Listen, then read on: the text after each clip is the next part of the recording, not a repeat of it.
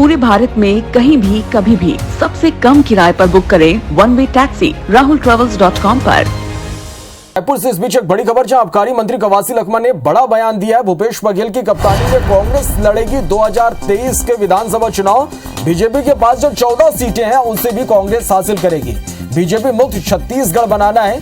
BJP मुक्त बस्तर तो हो ही गया है। हमारा पहला लक्ष्य बीजेपी मुक्त छत्तीसगढ़ करना, ये लखमा का बयान है। तो ये बड़ी खबर है। रायपुर से आबकारी मंत्री कवासी लखमा ने बड़ा बयान दिया। भूपेश बघेल की कप्तानी में कांग्रेस 2023 का विधानसभा चुनाव लड़ेगी। बीजेपी के पास जो वर्तमान में 14 सीटें हैं उससे भी कांग्रेस हासिल करेगी और बीजेपी मुक्त छत्तीसगढ़ बनाना है। बीजेपी मुक्त बस्तर तो हो ही गया है। हमारा पहला लक्ष्य है बीजेपी मुक्त छत्तीसगढ़ करना, यह कवासी लखमा का बयान है। और इस समय 14 सीटें हम पूरा कोशिश करेंगे गैप करना है। भारतीय जनता पार्टी मुक्त छत्तीसगढ़ बनाना है। भारतीय जनता पार्टी मुक्त बस्तर तो हुआ है। सांसद हमारा, जिला पंचायत हमारा, पंचायत हमारा, तो इसलिए हम लोग का पहला लक्ष्य है छत्तीसगढ़ मुक्त भारतीय जनता पार्टी। चलिए, तो कवासी लखमा का ये बड़ा बयान है और उनका कहना है कि अब भाजपा मुक्त छत्तीसगढ़ को बनाएंगे। संजय श्रीवास्तव जी बीजेपी नेता हमारे साथ इस वक्त फोन लाइन पर जुड़े हैं। संजय जी, आपका स्वागत है। और एक किस तरह से देखेंगे इस पूरे बयान को? कवासी लखमा ने कहा कि जो सीटें अभी बीजेपी के पास है वो भी छीनेंगे और भाजपा मुक्त छत्तीसगढ़ बनाएंगे। अब भाजपा मुक्त छत्तीसगढ़ कांग्रेस कर पाए या नहीं कर पाए, लेकिन ये मदिरा युक्त सरकार जो है उस मदिरा के प्रभाव में इस तरह के बयान लगातार आते रहते हैं, जिनका सुपड़ा साफ पूरे प्रदेश और देश के अंदर में हो रहा है। वो तरस रहे हैं कि कहीं एक आध सीट मिल जाए, कहीं एक आध प्रदेश मिल जाए। और ये हम सब के लिए सौभाग्य की बात है, बीजेपी के लिए, कि अगले वर्ष ही चुनाव है राजस्थान और छत्तीसगढ़।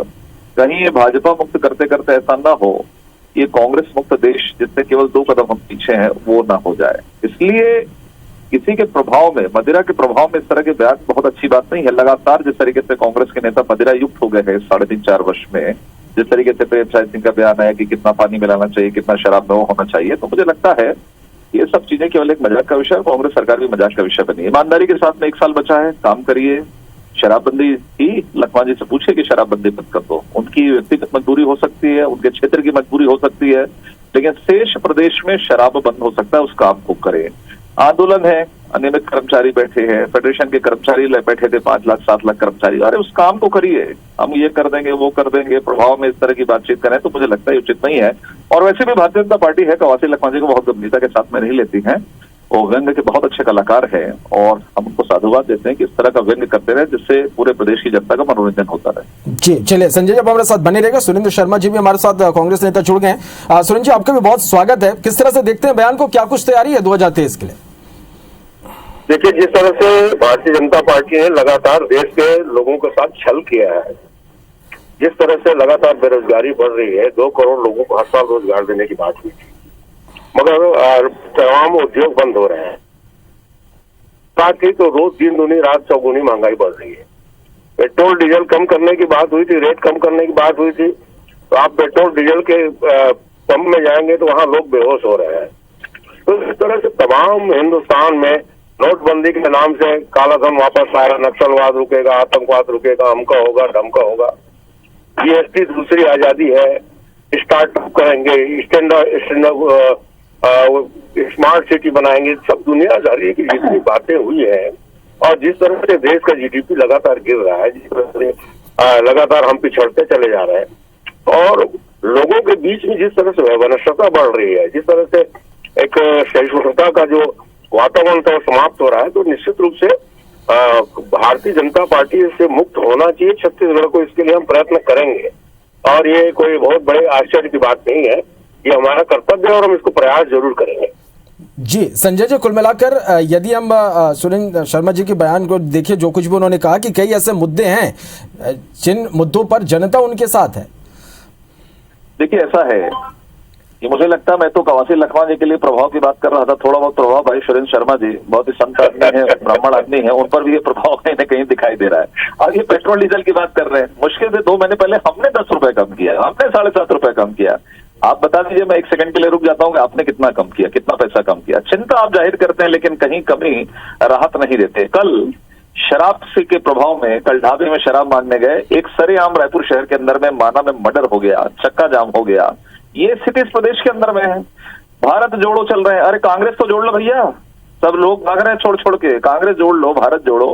केवल नाटक नौटंकी ले दे के 15 साल में तमाम गलत वादों के आधार पर सरकार बन गई, इसकी रवानगी तय है। आज पुलिस प्रशासन कुछ है नहीं, टीएस बाबा छोड़ दिए, प्रधानमंत्री आवास बन नहीं रहा है, सर कर्मचारी अलग आंदोलन में है। कोई एक ऐसा व्यक्ति नहीं है जिसको कांग्रेस ने ठगा नहीं, कहते ना ऐसा कोई ठगा नहीं जिसको कांग्रेस ने ठगा नहीं। तो ये बस रवानगी है, आने दो रेत का, आने दो शराब का, यही काम चलने दो, बस ये काम चल रहा है। ये मोदी जी की तुलना, अरे मोदी जी कहाँ और आप कहाँ की तुलना कर रहे हैं।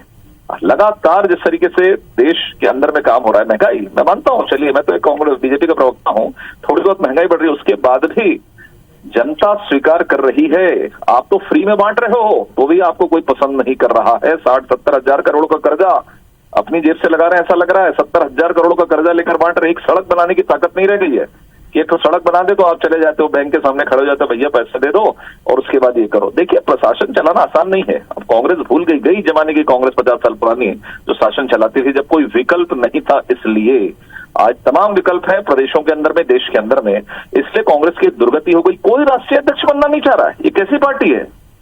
लोग बनने के लिए जीवन लगा देते हैं, यहाँ बोला जा रहा है तो बोले नहीं हमको नहीं बनना। ये स्थिति कांग्रेस की हो गई। जी सुरेंद्र जी आपसे इस पर कमेंट चाहूंगा, बेहतर होगा। देखिए श्रीवास्तव जी का कहना तो ठीक है, तो इनको स्मरण दिलाना चाहूंगा कि आदिवासियों को गाय देने के नाम पर किसने छल किया था, आदिवासियों को नौकरी देने के नाम से किसने क्या कहा था। डॉक्टर रमन सिंह कहा करते थे हम एक बूंद शराब नहीं बांटेंगे भले चुनाव हार जाए, मगर पौन लीटर से शराब को 6.5 लीटर तक किसने पहुंचाया? भारतीय जनता पार्टी ने पहुंचाया ना। किसानों को बोनस के नाम पर किसने धोखा दिया? 2100 रुपए धान के भाव के नाम पर धोखा किसने दिया? अगर आप इस तरह के काम नहीं करते तो आप 15 साल के बाद 15 सीटों पर नहीं सिमटते। आज छत्तीसगढ़ की सरकार ने जो किसानों के लिए काम किया है, छत्तीसगढ़ की सरकार जो गौपालकों के लिए काम कर रही है, वनोपज खरीदी करने वालों के लिए काम कर रही है, भूमिहीन मजदूरों के लिए जो काम कर रही है, तो शराब की बात करते हैं। भारतीय जनता पार्टी ने जिसने पूरे छत्तीसगढ़ को शराबगढ़ बना दिया, तो कम से कम इनके मुंह से शराबबंदी की बात अच्छी नहीं लगती। हम निश्चित रूप से शराबबंदी करना चाहते हैं, उस दिशा में आगे बढ़ भी रहे हैं और आने वाले समय में आपको इसका परिणाम भी देखने को मिलेगा। भारतीय जनता पार्टी को एक बात समझना चाहिए कि आप हिंदुस्तान में आपकी चाहे जो स्थिति हो, छत्तीसगढ़ में आज आप नेतृत्व की समस्या थे, आज आप चीला बबरा खाने के लिए मजबूर हो गए कि नहीं? आज आप छत्तीसगढ़ी परंपराओं को स्वीकार करने के लिए तैयार हुए कि नहीं? जिस ढंग से आप हिकारत की दृष्टि से देखते थे छत्तीसगढ़ के लोगों को, आज उनको सम्मान देने के लिए आपको मजबूर होना पड़ा कि नहीं? ये सारी बातें जो है राजनीति में निर्णायक होती हैं। इस बात को भारतीय जनता पार्टी को अच्छी तरह समझना चाहिए। जी चलिए संजय जी, जिस तरह से सुरेंद्र शर्मा जी कह रहे हैं और कवासी लखमा जी का बयान है कि वो बीजेपी मुक्त छत्तीसगढ़ चाहते हैं, उनका ये विजन है। आप बीजेपी की हम बात करें तो 2023 के लिए बीजेपी की किस तरह की तैयारी कांग्रेस को पटकनी देने के लिए? देखिए निश्चित रूप से 2023 के विषय में, वैसे सुरेंद्र शर्मा जी बोल रहे थे ना, लगता है कि वो शराबबंदी की दिशा में कदम आगे बढ़ा रहे हैं।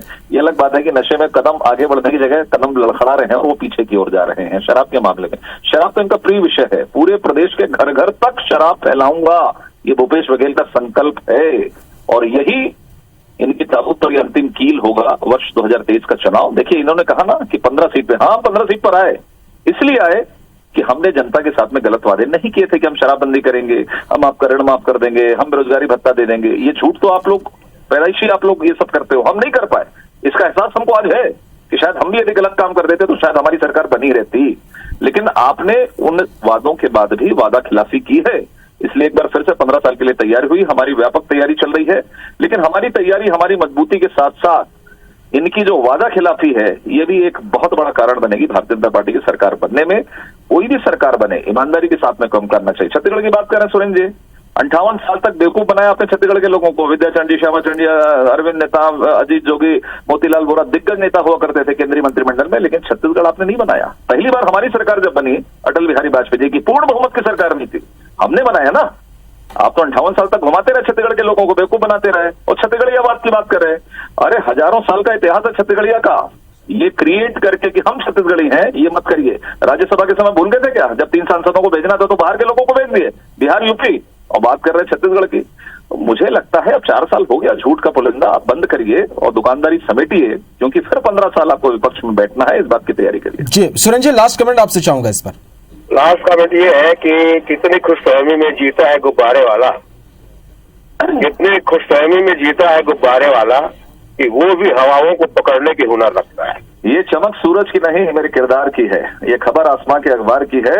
मैं चलूं तो मेरे संग कारवां चले। ये बात गुरूर की नहीं, विश्वास की है, ये भारतीय जनता पार्टी के विश्वास की है। तो जी, ये विश्वास के साथ हम आगे बढ़ रहे हैं और आपकी तमाम जो वादा खिलाफी है उसको जनता के बीच में लेकर जाएंगे। चलिए मिलते हैं 2023 में। मंत्री इस्तीफा 2023 में जनता फैसला करेगी संजय भाई। भारत के इतिहास में दर्ज हो चुका है कि मुख्यमंत्री 2023 में जनता फैसला करेगी। जिनको 2500 रुपये धान का भाव मिल रहा है ना, वो उनसे पूछिए, उन किसानों से पूछिए। आप लोग गिरदावरी के नाम से धान काटते हैं, सूखा का बोरा का। नहीं, आप कह के तो देख लिए ना। आप उसके बाद जितने चुनाव हुए उसमें जनता ने किसके पक्ष में फैसला किया है? समझते हैं छत्तीसगढ़ का किसान समझदार है, गांव चले जाइए।